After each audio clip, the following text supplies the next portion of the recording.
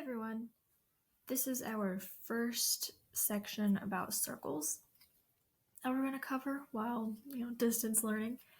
So this first video will just cover some vocab.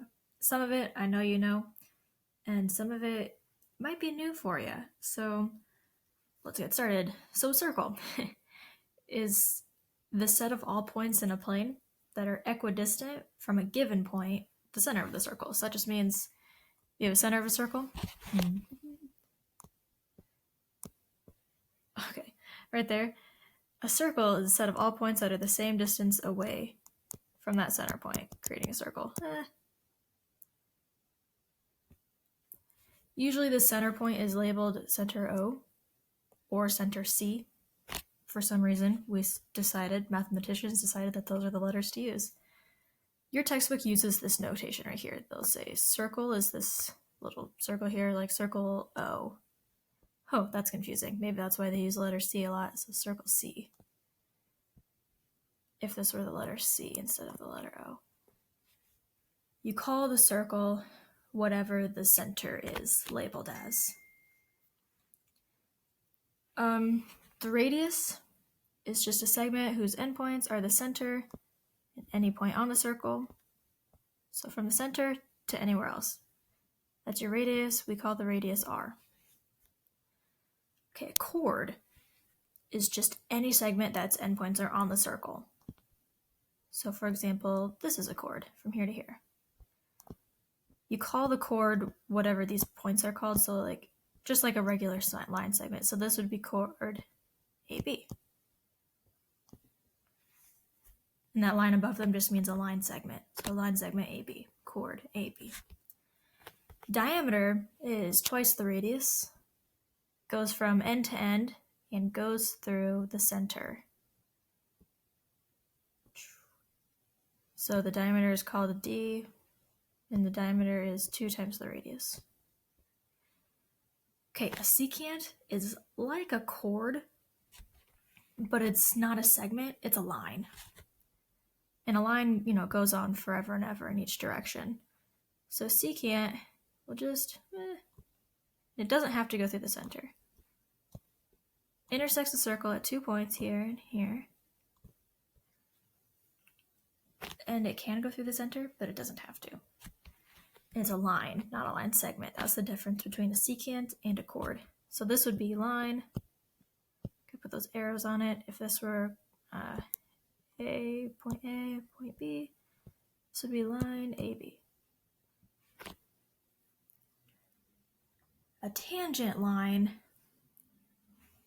is similar to a secant in that it's a line and it deals with a circle. So if you've got a circle, a tangent line is a line that just touches the circle at one point. So it's on the outside, and it just touches the circle at a single point. And that point is called the point of tangency. Yeah, and I guess I'll say it right now. There's a theorem that we'll talk about later, but this angle, if you draw this diameter, this is a diameter, the angle between a diameter and the point of tangent, and the tangent line is a right angle, always. Okay. Next up, we're going to talk about angles and arcs. So the central angle is a word. Hang on a second. The central angle is an angle in a circle where the ends of the angle are on the side, like the edge of the circle. The vertex of the angle is the center. And that is the central angle. And now an arc, if we're just going off the same picture,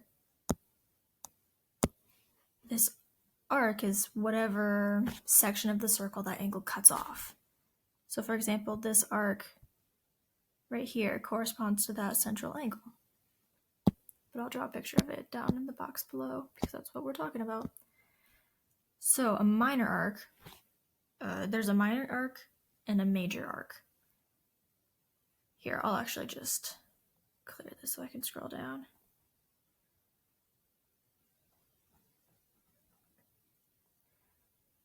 All right, so a minor arc is an arc of the circle that has less than 180 degrees. Remember that a circle, I'll write it over here, circle has 360 degrees around. So a minor arc is an arc with a measure less than 180 degrees. 180 degrees is a semicircle. So if you have got an arc here to here, and if this is the center, then that means this guy right here is the minor arc. And if you label this point A right here, and right here is point B, this is arc AB. Now, if you're dealing with a major arc, it's an arc with more than 180 degrees, so it's just whatever's left over of this minor arc. And you label it a little bit differently. So if this is AB again, but this time we're dealing with the major arc, which is this guy. So if you just say this is arc AB, people are going to think, well, maybe you mean the minor arc, that little arc, but we want the larger arc. So what we do is we just put a point on here, C, and say that this is major arc ACB. So minor arc, okay, so if you just see two letters, you assume that they're talking about the minor arc. And if you're talking about a major arc, you need that third letter to clarify that it's a major arc, okay?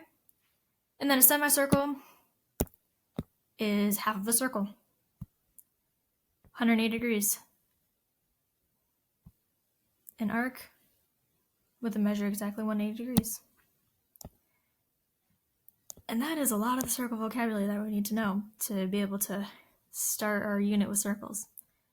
So, watch the next videos to find some theorems and some example problems, and email me with any questions that you have, all right?